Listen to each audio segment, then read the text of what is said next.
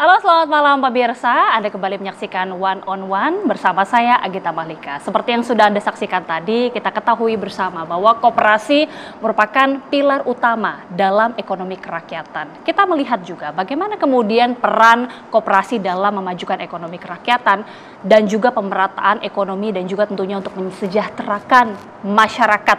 Pada malam hari ini kita akan berbincang langsung bersama dengan Menteri Koperasi Republik Indonesia, Bapak Budi Aris Setiadi. Selamat malam, Pak Budi. Selamat malam, selamat malam, selamat malam. Salam sehat semuanya. Pak Budi, sudah kita lihat dalam tayangan sebelumnya ya, ini ada program dari pemerintah disebutkan Koperasi Merah Putih.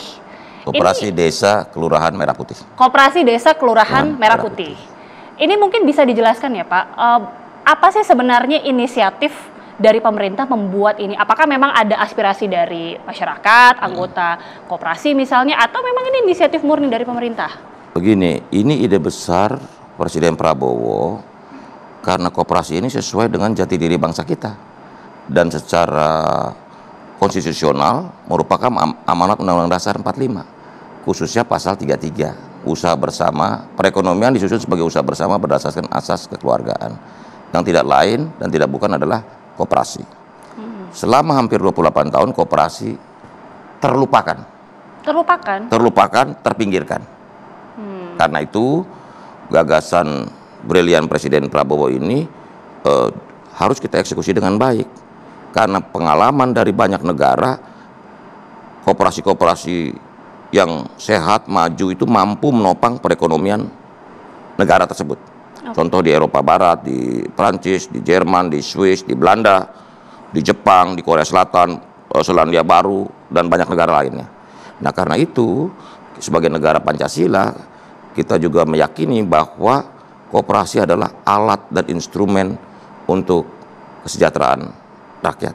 Oke, kita percaya itu, tapi ketika Pak Menteri sempat menyebutkan koperasi di Indonesia ini sempat terlupakan. Bagaimana Pak Menteri melihat perjalanan koperasi dari tahun ke tahun sampai ada indikasi seperti itu? Ya, kita menyadari bahwa banyak problematika dan tantangan perkoperasian di Indonesia. Yang menurut hemat kami, justru setelah kita rumuskan tantangan itu, maka kita menyadari bahwa inilah saatnya koperasi bangkit. Koperasi bangkit, koperasi menjadi sukoguru perekonomian Indonesia, dan juga koperasi bisa menjadi alat instrumen keadilan ekonomi bagi masyarakat. Karena banyak praktek ketidakadilan ekonomi itu terjadi di masyarakat, khususnya di pedesaan. Begitu. Karena mata rantai kemiskinan ini di desa karena praktek ekonomi yang tidak adil. Karena itulah saya selalu katakan justice not charity. Keadilan ini bukan pemberian, bukan hadiah. Karena itu koperasi ini adalah sarana alat untuk mengorganisasi rakyat untuk sama-sama mencapai tujuan kemakmuran dan kesejahteraan bersama. Jadi koperasi ini bukan tujuan, koperasi ini adalah alatnya, toolsnya untuk masyarakat desa, warga masyarakat untuk sama-sama meningkat kesejahteraannya. Oke, saat ini seperti yang Pak Menteri sudah sebutkan, salah satu inisiatif dari Presiden, ada program disebutkan Koperasi Merah Putih. Ini mungkin bisa dijelaskan Pak, apa sebenarnya Koperasi Merah Putih ini? Begini, Pak Presiden ini berangkat dari kerisauan, karena banyak problematika di desa ini akibat praktek-praktek ekonomi yang tidak adil. Rantai distribusi terlalu panjang. Harga-harga dimainkan oleh rentenir dan tengkulak. Terus pinjol-pinjol ilegal. Sehingga masyarakat desa berkubang dalam kemiskinan. Karena itu Presiden berdiskusi dengan kami juga tentang bagaimana rakyat diorganisir lewat sebuah alat atau instrumen lembaga ekonomi masyarakat yang kuat dan sustain. Nah, inilah koperasi Desa Kelurahan Merah Putih. Targetnya 80.000 dan per sore tadi sudah hampir 40.000 yang sudah terbentuk melalui musyawarah desa khusus. Karena kan banyak kritik ke kami, kok koperasi top down. Harusnya kan koperasi bottom up. Saya bilang idenya top down, tapi pada prakteknya lewat mekanisme musyawarah desa khusus itu bottom up, karena masyarakat sendiri yang membentuk musyawarah desa khusus itu untuk membentuk koperasi desa Merah Putih di masing-masing desa mereka. Dan dari pantauan kami, hampir setiap puskesmas itu ada hampir 200-an peserta. Jadi antusiasme masyarakat dalam berkoperasi, khususnya koperasi desa Merah Putih, ini betul-betul luar biasa. Oke, 80.000 target. 80.000. Dalam waktu berapa lama? Pembentuk, jadi gini, ada 2 fase awal ya. Sebenarnya ada 3 fase. Fase pertama adalah fase pembentukan. Pembentukan dalam hal ini artinya legalitas. Legalitas kelembagaannya yang ini kita targetkan sampai akhir Juni sudah terbentuk semua. Sekarang tadi saya sebutkan sudah hampir 40.000 Kopdes Merah Putih terbentuk secara kelembagaan. Ibaratnya gini, aktenya. Ya, okay. Nah, fase kedua adalah pembangunan dan pengoperasian Kopdes Kelurahan Merah Putih. Artinya dibangun, dioperasikan, gitu loh. Pengoperasian Kopdes Merah Putih. Nah, fase yang ketiga adalah monitoring, evaluasi, dan pengembangan bisnis. Nah, fase inilah kita bisa lihat, kita bisa monitor, evaluasi, mana yang kurang, mana yang bisa dikembangkan, karena potensi desa juga harus berkembang. Desa bukan sekedar konsumen, tapi desa juga menjadi produsen. Desa menjadi lebih produktif, gitu loh. Kita mengharapkan Kopdes Merah Putih ini bisa menjadi pusat distribusi dan produksi ekonomi di desa. Oke, Pak Menteri, sudah disebutkan sampai saat ini sudah ada 40.000 ya yang terbentuk. Dan target ini artinya masih ada setengah masih lagi. Tapi bagaimana sih Pak sebenarnya untuk pemetaan 80.000 ini, apakah tersebar di seluruh Indonesia? Ya. Kemudian juga bagaimana bisa menentukan di sini, di sini, di sini? Begini, saat ini pembentukannya sudah 40.000. Dan memang harus diakui kondisi geografis Indonesia ini kan challenging. Desa-desa di Pulau Jawa, Bali, dan desa-desa di luar Jawa ini berbeda-beda. Bahkan ada satu di wilayah tertentu Indonesia Timur, satu desa penduduknya kurang dari 500 orang. Itu kan perlu tantangan. Karakteristik dari Indonesia yang secara geografis juga sangat bervariasi, beragam. Tapi kan kita alirannya begini, di mana di situ ada tantangan, di situ ada peluang. Begitu. Semakin ditantang, semakin tergerak ya. Berpeluang. Karena kita jangan melihat geografis itu sebagai masalah, justru itu peluang. Begitu. Oke, jadi penentuannya seperti apa? Jadi setelah dibentuk, Kopdes Kelurahan Merah Putih itu dibentuk, selanjutnya maka fase pembangunan pengoperasian. Di situ dalam ide awalnya ada kantor koperasi, ada unit simpan pinjam ini untuk memutus mata rantai rentenir tengkulak, terus juga ada gerai sembako kebutuhan pokok, terus ada klinik desa, apotek desa, cold storage gudang pendingin, dan yang terakhir adalah adanya alat transportasi berupa truk untuk mengangkut barang-barang hasil panen desa ke kota. Sebaliknya juga mengangkat barang-barang kebutuhan desa dari kota ke desa. Gitu. Nah terkait dengan penentuan dari masing-masing pengurus, masing-masing anggota itu bagaimana? Itu diserahkan lewat musyawarah desa khusus. Jadi yang menentukan siapa ketuanya, siapa pengawasnya itu masyarakat desa itu sendiri. Tidak ada bantuan langsung dari pemerintah? Cuma kita kasih kriteria-kriteria aja. Misalnya kepala desa itu ex officio ketua pengawas.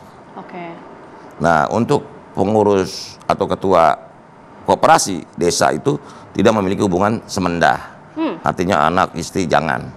Lebih supaya memunculkan partisipasi masyarakat, karena basisnya koperasi ini partisipasi. Koperasi ini jati dirinya adalah sukarela, mandiri, gotong royong. Jadi dia harus berpartisipasi. Karena apa? Karena koperasi ini harus dirasakan manfaatnya bagi masyarakat yang menjadi anggotanya, khususnya desa. Ini instrumen untuk kemajuan desa. Ini ide yang paling brilian dari Pak Presiden untuk melakukan percepatan pembangunan desa.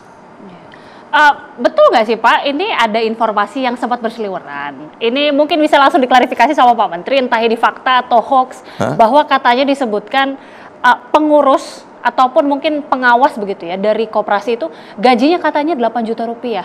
Gini, Nah itu bisa diluruskan Pak Menteri. Begini, kalau soal gaji, soal apa konsekuensi dari menjadi pengurus, menjadi pengawas itu nanti akan kita tetapkan selanjutnya setelah fase pembangunan dan pengoperasian. Gitu loh, belum sekarang. Nanti kita hitung karena skalanya.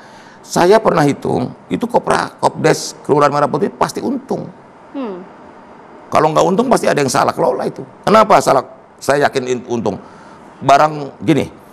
Barang-barang bersubsidi itu logikanya, hakikatnya adalah barang publik. Sehingga alat distribusi untuk barang-barang bersubsidi ini harus lembaga yang juga milik publik. Gitu. Jangan kebanyakan swasta perorangan. Misalnya begini, subsidi pupuk itu nilainya 43 triliun per tahun. Per tahun. Subsidinya ya. Jadi kalau dari pabrik 2.300, masa dijualnya 4.800 atau bahkan 5.000, bahkan langka. Ini kan nggak adil. Kasihan dong. Jadi selama ini Pak Presiden dan kami juga melihat bahwa ini subsidi negara yang begitu besar ini nggak tepat sasaran. Belum LPG. Ratusan triliun juga subsidi LPG. Tapi rakyat kecil malah beli dengan harga yang lebih mahal. Jadi subsidi ini siapa yang menikmati? Gitu loh. Karena itulah dengan adanya Koperasi Desa Kelurahan Merah Putih ini, rantai distribusi dibuat ringkas. Gitu loh. Jadi misalnya pupuk 2.300 dari pabrik, tambah ongkos angkut tergantung wilayah ya, 300, 400, 2.700. Ya sudah tinggal langsung tidak pakai rantai panjang. Nah, Kopdesnya tinggal sepakati dengan masyarakat yang juga anggota Kopdes petani mau dijual berapa, pasti untung kan si Kopdesnya gitu loh. Belum LPG, belum minyak goreng dan sebagainya begitu. Sampai saat ini target tentunya 80.000 dan informasinya juga bahkan disebutkan modal yang disediakan itu satu unit mencapai 3 miliar rupiah. Ini mungkin bisa menimbulkan pertanyaan. Banyak yang mempertanyakan, Pak. 3 miliar kemudian ada 80.000 unit, angka yang sangat besar sekali. Bagaimana untuk pendanaannya sejauh ini? Tapi bisa dijawab usai jeda, Pak Menteri, sesaat lagi pemirsa. Kami kembali usai jeda. Anda kembali bersama kami pemirsa dan tentunya masih bersama kami Menteri Koperasi Republik Indonesia Budi Aris Setiadi. Pak Menteri, 80.000 target untuk menciptakan koperasi di seluruh Indonesia. Tapi disebutkan juga ada modal awal 3 miliar rupiah. Ini kan kalau dikali 80.000 angkanya fantastis sekali, bisa 200 lebih ya, 200 triliun. Bagaimana ini penjelasan terkait dengan pendanaan ini, Pak? Jadi yang namanya 3 miliar rupiah itu adalah plafon kredit. Jadi kita sudah jelaskan bahwa ini bukan uang hibah atau program Kopdes Merah Putih ini bukan program bagi-bagi uang, tetapi memberikan akses permodalan kepada lembaga ekonomi di desa yang namanya Kopdes Kelurahan Merah Putih ini. Gitu loh. Supaya pemahamannya sama. Ini pinjaman. Selama ini ada persoalan akses permodalan yang menjadi persoalan besar dari desa, sehingga mereka banyak bergantung atau terjerat dalam praktek rentenir dan tengkulak. Karena logikanya begini, petani itu kalau beras kan 4 bulan sekali dia dapat uangnya. Sementara kebutuhan hidup mereka kan per hari per bulan kan. Begitu panen baru mereka bayar. Nah ini mereka banyak kena praktek ijon. Makanya ada unit simpan pinjam. Itu kalau baru pertanian beras yang durasinya atau jangka waktunya 4 bulan. Jagung. Terus ada petani tebu yang hampir 11 sampai 1 tahun. Kan berarti selama mereka hasilnya belum bisa dipanen kan mereka perlu uang, yang perlu pinjaman untuk biaya hidup. Nah inilah yang misalnya contoh itu di sektor pertanian. Nah karena itu kita juga dengan skema atau plafon 3 miliar per koperasi desa itu diharapkan bisa menopang kegiatan ekonomi Kopdes Merah Putih itu. Nah 3 miliar itu bentuknya atau skema sedang dibicarakan oleh Kementerian Keuangan dan Kementerian BUMN. Gimana skemanya, bunganya, tenornya, berapa tahun, bunganya berapa persen, itu sedang disimulasikan. Tapi yang pasti ide dan pelaksanaan Kopdes Merah Putih ini adalah sebuah langkah yang kolektif yang dilakukan oleh, bayangkan, dengan Inpres nomor 9 tahun 2025 dan juga Kepres nomor 9 tahun 2025, pergerakan Kopdes Kelurahan Merah Putih ini melibatkan hampir 18 kementerian lembaga di seluruh Indonesia. Bayangin coba, ada Kementerian Pertanian, Kementerian Perdagangan. KKP. KKP, ada Kementerian Dalam Negeri, Kementerian Desa, Kementerian Koperasi, Kementerian Keuangan, Kementerian BUMN, gitu loh. Termasuk Kementerian Hukum, Bappenas, termasuk juga di Kepres mengamanatkan dan menugaskan gubernur sebagai ketua Satgas daerah. Dan juga bupati, wali kota sebagai ketua Satgas Kabupaten Kota Madya. Nah, karena itu gerakan semesta ini memang harus diukur dampaknya pasca pembangunan dan pengoperasian Kopdes Merah Putih ini. Begitu kita lihat bagaimana dampaknya, karena tujuan dari Kopdes ini juga salah satunya mengentaskan kemiskinan ekstrim yang jumlahnya 3,1 juta keluarga yang kita harapkan bisa kita entaskan dalam tempo yang secepat-cepatnya, sesingkat-singkatnya. Kita percaya tentunya tujuan ini sangat mulia dan harapan kita bersama, Pak Menteri. Masih menjadi pertanyaan juga, artinya ini kan skema pinjaman. Pinjaman dari Bank Himbara atau dari sumbernya itu seperti apa? Saya mau jelaskan begini, inilah ketidakadilan ekonomi di Indonesia. Bayangkan kredit yang tersalurkan ke masyarakat itu dari perbankan, per tahun itu 7.000 triliun. Tetapi yang untuk koperasi hanya 15 triliun total. Artinya berapa itu? 0,2% dari total kredit perbankan nasional ini, hanya 0,2% ke sektor koperasi. Artinya apa? Betul-betul koperasi dipinggirkan kan?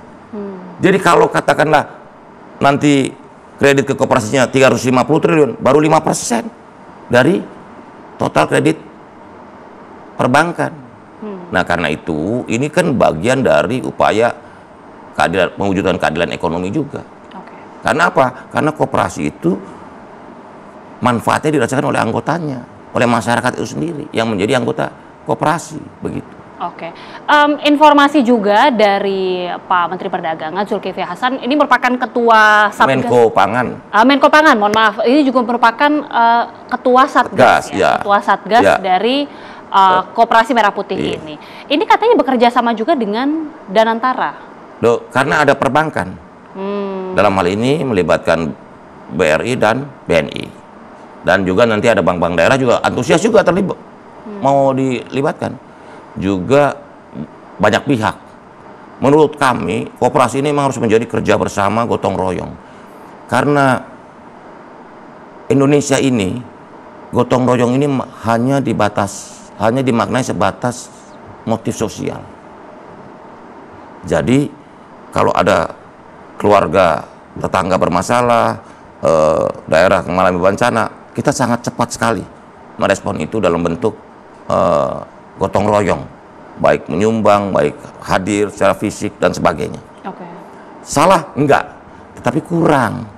Karena gotong royong sejatinya harus motifnya ekonomi juga dong. Apa? Gotong royong motif ekonomi ini belum terwujud, artinya usaha bersama, ya ini koperasi. Gitu loh. Karena itu gotong royong itu harus dimaknai lengkap, bukan hanya sosial, tapi juga ekonomi. Jadi memang koperasi itu adalah organisasi bisnis berwatak sosial. Itulah yang makanya membedakan koperasi dengan lembaga atau badan bisnis yang lain. Gitu.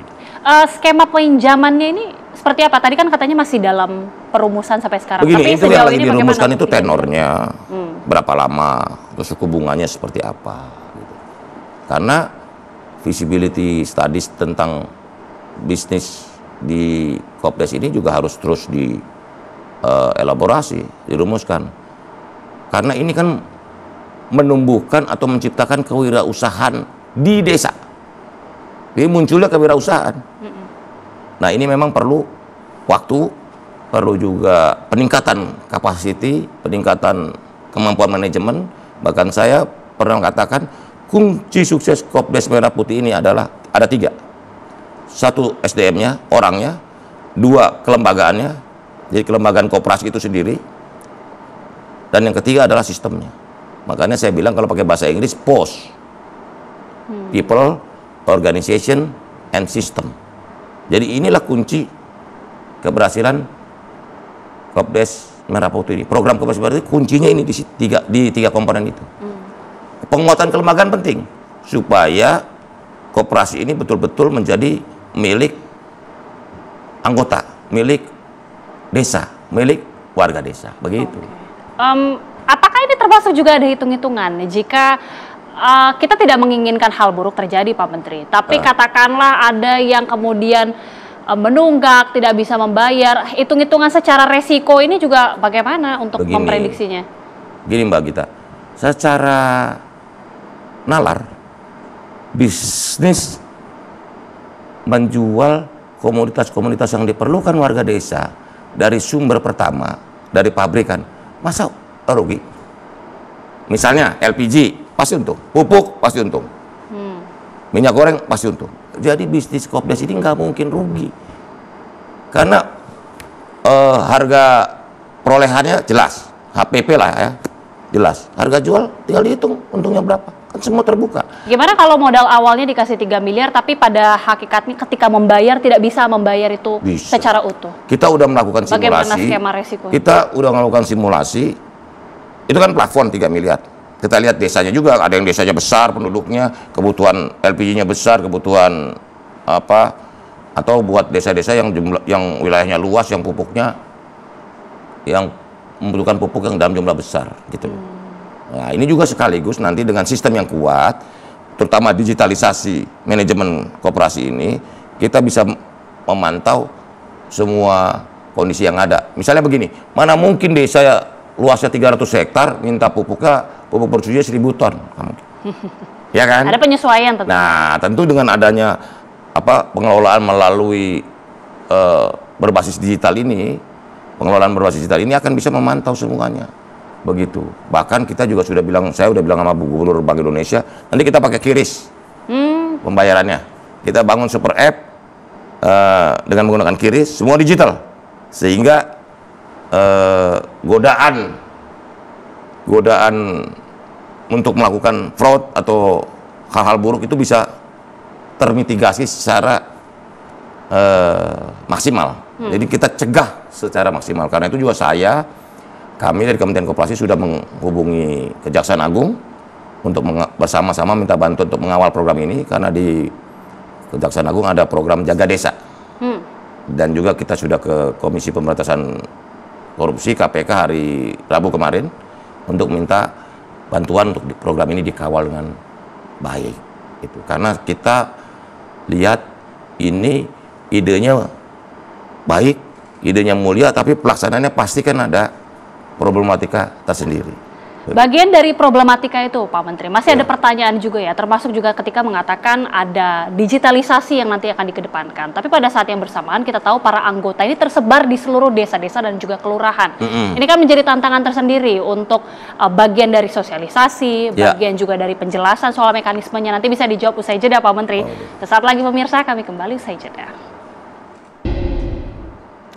Ya, jadi tadi sudah diklarifikasi langsung Pak Menteri bahwa ini sebenarnya modal 3 miliar rupiah bukan bagi-bagi uang begitu ya. Tapi ini merupakan bentuk plafon pinjaman yang harus dikembalikan. Tapi kembali lagi, berarti tidak semua koperasi itu angkanya 3 miliar, beda-beda disesuaikan. Tergantung kebutuhannya, gitu loh. Tapi juga kalau memang lebih dan secara rasional bisa dikembalikan, berpotensi bisnis, menurut saya juga nggak ada masalah. Gitu. Misalnya desa yang punya peluang, punya potensi yang besar, bisa di up, di scale up itunya, angkanya. Tapi itu tergantung komersial dari perbankan untuk melakukan assessment ya, gitu. Tapi yang pasti gini, kendala akses permodalan paling nggak sudah dipatahkan, karena di desa itu problemnya kan akses permodalan, akses pemasaran. Nah, kita berharap seperti ide Pak Presiden, ada jaringan koperasi nasional ini bisa juga menyediakan ruang dan informasi mengenai akses pemasaran produk-produk desa. Jadi misalnya begini, nanti kita petani jangan nanam wortel karena udah lebih, jangan menanam ubi atau apa misalnya, atau kentang gitu. Sehingga karena kebutuhan nasional kita ini sudah terpenuhi gitu. Sehingga kan banyak petani menjerit ketika panen harganya sangat murah. Oke. Gitu. Nah, padahal kita tahu dan paham bahwa komoditas ini kan bergerak karena supply and demand juga. Selama barangnya udah berkelimpahan, maka pasti harga akan turun gitu loh. Nah, juga mengenai disparitas harga yang terjadi. Menurut pemahaman kami, itu setiap tahun untuk middleman itu 300 triliun rupiah. Bayangin tuh, middleman. Contohnya begini, membeli wortel dari petani 500 rupiah, dijual ke kotanya 5.000 rupiah. Bayangkan, petani di desa rugi, konsumen di kota juga rugi. Nah, siapa yang untung? Nah, ini middleman ini, yang jumlahnya dari semua komoditas diidentifikasi ada 300 triliun rupiah. Ekonomi ini dinikmati oleh rentenir tengkulak ini. Nah, karena itu menurut saya ini ekonomi yang tidak berkeadilan. Nah, Kopdes Merah Putih ini adalah instrumen untuk menghadirkan keadilan distributif buat masyarakat, buat rakyat Indonesia. Oke, akan menjadi tantangan sendirikah Pak ketika membiayai atau memberikan ya pinjaman modal awal nominal sekitar 3 miliar rupiah? Karena kan kita mungkin pernah mendengar ada histori juga Koperasi Unit Desa KUD, ada banyak cerita juga Pak. Akhirnya kreditnya ini tidak bisa dilunasi, kemudian ada permasalahan. Nah, ini bagaimana kemudian dari pemerintah sendiri bisa mengantisipasi ada kemungkinan-kemungkinan seperti ini? Ya, kita sedang mempersiapkan terus mitigasi risikonya. Tapi gini, dari identifikasi kami itu ada 8 tantangan. Oke. Kopdes Kelurahan Merah Putih ini. 8 tantangan yang udah kita identifikasikan. Yang pertama adalah kemungkinan fraud. Jadi karena pengelolaannya tidak profesional, tidak transparan dan tidak akuntabel. Jadi kemungkinan fraud itu kita juga udah identifikasi. Yang kedua adalah gini, kapasitas dan kompetensi SDM di setiap desa di Indonesia beragam. Yeah. Oke, itu kedua. Yang ketiga, koperasi ini dianggap kurang adaptif terhadap perkembangan teknologi. Karena itu dengan digitalisasi, koperasi ini diharapkan terjadi peningkatan kapasitas secara kelembagaan dari koperasi itu sendiri. Nah, yang keempat, masih rendahnya partisipasi masyarakat. Karena memang stigma dari koperasi, terutama koperasi bermasalah yang banyak terjadi sebelum ini. Nah, yang kelima adalah adanya persepsi image negatif terhadap koperasi karena kasus koperasi bermasalah, pinjol ilegal, berkedok koperasi. Padahal rentenir berkedok koperasi, pakai nama koperasi, bawa uang kabur anggotanya. Nah, itu yang kelima. Nah, yang keenam adalah skala ekonomi setiap desa di Indonesia berbeda-beda. Itu kan challenging sendiri. Oke. Yang ketujuh adalah kemungkinan adanya elite capture dari Kopdes Merah Putih. Elite capture itu dalam pengertian begini, koperasinya dikuasai sekelompok aja, elit di desa. Yang menurut saya ini juga menjadi tantangan kita bersama supaya menghadirkan demokrasi ekonomi yang partisipatif di seluruh desa. Nah, yang kedelapan yang paling penting adalah isu keberlanjutan. Karena keberlanjutan koperasi ini harus ada konsistensi kebijakan, begitu. Terutama keberpihakan negara, pemerintah terhadap lembaga ekonomi di level grassroots, desa maupun kelurahan. Artinya sudah disadari ada 8 tantangan yang ditemui di depan mata, Pak Menteri. Ketika kami mengidentifikasi permasalahan yang mungkin muncul, kita kan harus merumuskan langkah-langkah. Misalnya kapasitas SDM di desa berbeda. Ada desa yang SDM-nya cukup. Pasti saya yakin. Desa yang menjadi percontohan saat ini? Ya, kita begini. Desa-desa di Jawa, Bali dan sebagainya ini mungkin SDM-nya mumpuni. Tapi juga di beberapa daerah SDM-nya masih perlu peningkatan kapasitas. Karena apa? Begini loh. Inilah bedanya Kopdes Merah Putih ini dengan waktu kita sekolah. Kalau waktu kita sekolah nggak boleh nyontek. Tapi Kopdes Merah Putih ini boleh nyontek.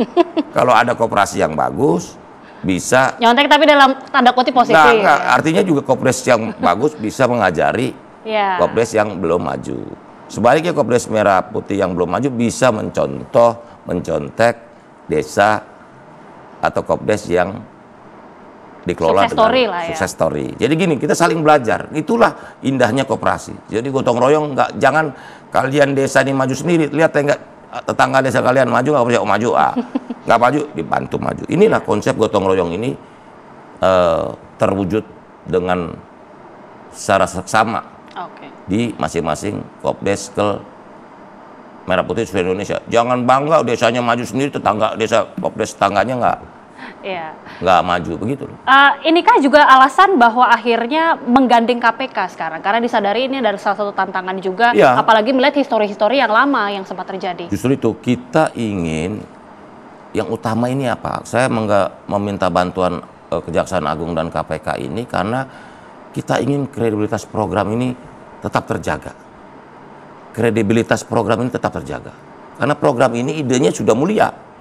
Bahwa pelaksanaannya nanti perlu atau memiliki banyak tantangan. Godaannya juga banyak, nih, terutama di level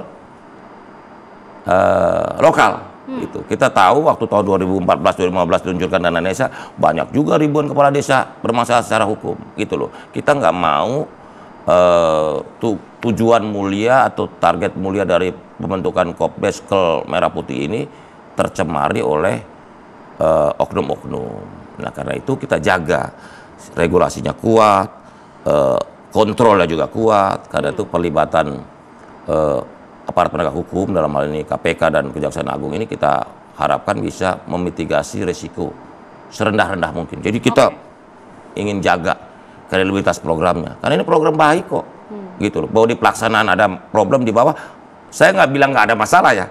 Mungkin dari 80.000 ada berapa Kopdes bermasalah, tapi bukan berarti sistemik gitu loh. Harapannya tidak banyak ya? Ya, kita berharap tidak banyak. Karena itu juga saya himbau kepada seluruh pengelola, ketua Kopdes, dan juga pengawas Kopdes untuk sama-sama menjaga amanah ini.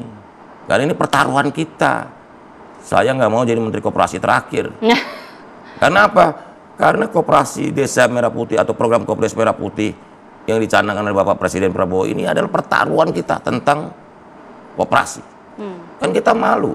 Masa negara Pancasila, negara yang menjunjung tinggi keadilan sosial bagi seluruh Indonesia, koperasinya bermasalah. Bagaimana benchmarknya dengan negara lain? Kalau tadi kan Pak Menteri sempat menyebutkan, ini juga sebenarnya banyak dipakai juga di negara-negara lain. Saya contohkan begini.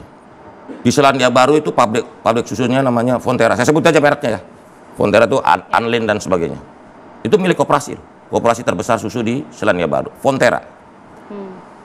Terus di Belanda, Friesen Flag Campina, itu koperasi. Bank terbesar nomor 2 di Belanda, Rabobank, itu koperasi. Bank terbesar nomor 2 di Prancis, Credit Agricole, koperasi. Kalau kita ke Swiss, itu toko-tokonya Coop dan Migros, itu koperasi.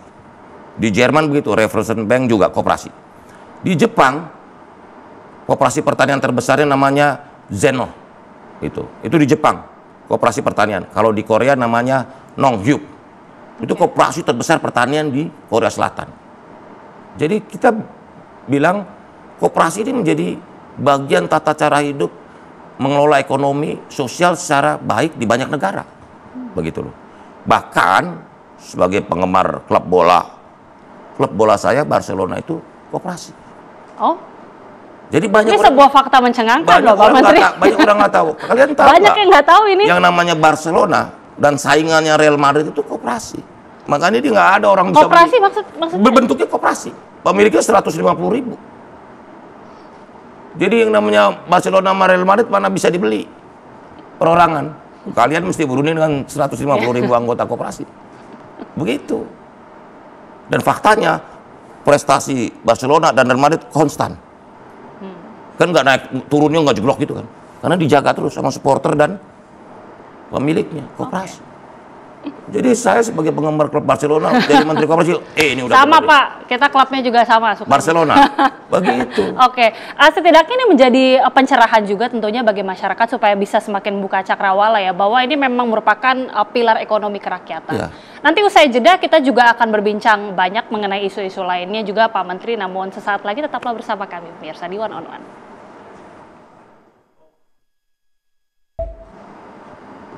Ya, kita sudah banyak berbincang mengenai bagaimana program Koperasi Merah Putih, tapi yang mungkin menjadi banyak pertanyaan juga Pak Menteri.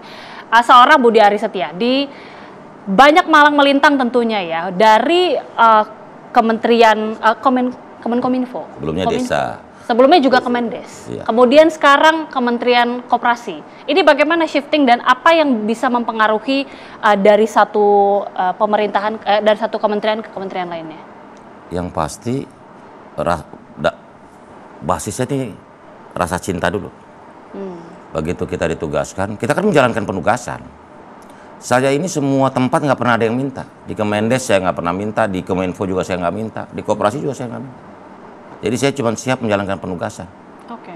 Tetapi saya orang yang gampang jatuh cinta sama pekerjaan. Begitu ditugaskan, kok saya senang ya. Gitu. Apalagi di Koperasi ini awalnya memang saya, apa sih Koperasi ini? Tapi makin hari makin saya bersemangat. Karena inilah instrumen kita untuk membantu rakyat, menolong rakyat untuk bisa memperoleh keadilan ekonomi. Seperti saya tadi sebutkan, ini justice not charity. Jadi harus kita perjuangkan bersama. Dan lembaga yang paling kompatibel, lembaga yang paling tepat adalah Koperasi. Sesuai dengan jati diri dan semangat pendirian negara ini. Begitu loh. Oke. Jadi kita yang lalai, bahwa ini udah mimpinya pendiri bangsa kita nih Koperasi nih. Kita sendiri sebagai generasi penerus ini melupakan Koperasi ini. Karena itulah saatnya Koperasi bangkit. Gitu loh. Oke, itu cita-cita tentunya ya, Iya. dan harapan bagi kita semua. Dan sekarang dengan amanah sebagai Menteri Koperasi, ada banyak kemudian penugasan dalam perjalanan karir Pak Menteri sejauh ini. Iya. Sampai saat ini menjabat sebagai Menteri Koperasi Republik Indonesia. Bagaimana kemudian harapannya melihat ada banyak program-program pemerintah yang akan dilakukan ke depannya, dan juga integritas dari kementerian tentunya juga harus tetap dijaga. Harapannya dari seorang Budi Aris Setiadi seperti apa? Jadi gini, program Kopdas Kelurahan Merah Putih ini harus kita jaga kredibilitasnya. Karena ini pertaruhan kita tentang nasib rakyat. Karena saya yakin kalau Kopdas Kelurahan Merah Putih ini berjalan dengan baik, ini akan merubah tatanan sosial ekonomi khususnya di desa. Keadilan distributif akan terwujud. Keadilan ekonomi terwujud. Masyarakat akan meningkat. Karena dari angka-angka yang ada ini nggak imbang. Ekonomi desa itu hanya 14% dari ekonomi nasional. Ini kan menurut saya kurang balance. Sehingga dengan adanya Kopdas Merah Putih ini kita dorong, kita wujudkan desa menjadi desa-desa yang produktif, desa-desa yang memiliki daya saing, desa-desa yang tangguh, desa-desa yang mandiri, di mana desa itu bisa menjadi kekuatan negara ini. Gitu. Karena hampir di semua negara desa itu makmur, bukannya desa itu jadi sumber kemiskinan gitu. Karena itu kita berharap dari seluruh masyarakat, terutama yang sudah kepilih menjadi ketua dan pengurus Kopdes dan juga pengawas, untuk sama-sama mewujudkan ini. Selama niatnya, nawaitunya benar, saya yakin ini akan sukses. Karena itu kita juga minta pengawalan semua pihak. Ini bukan program satu kementerian, dua kementerian. Ini program kita bersama untuk kita kawal program ini agar manfaatnya bisa dirasakan seluruh masyarakat Indonesia. Begitu. Harapan kita bersama tentunya. Betul. Dan tentunya selamat bertugas Pak Menteri. Ada banyak program dengan target-target yang akan harus dilakukan sampai ke depannya. Tapi terima kasih sekali lagi Pak Menteri Koperasi Republik Indonesia Budi Aris Setiadi sudah bergabung bersama kami. Selamat malam. On One TV One. Sehat selalu Pak Menteri. Sehat selalu Mbak. Dan perbincangan tadi pemirsa juga sekaligus menutup perjumpaan kita di One on One. Mewakili kru bertugas, saya Agita Malika mengucapkan terima kasih. Selamat malam, sampai jumpa.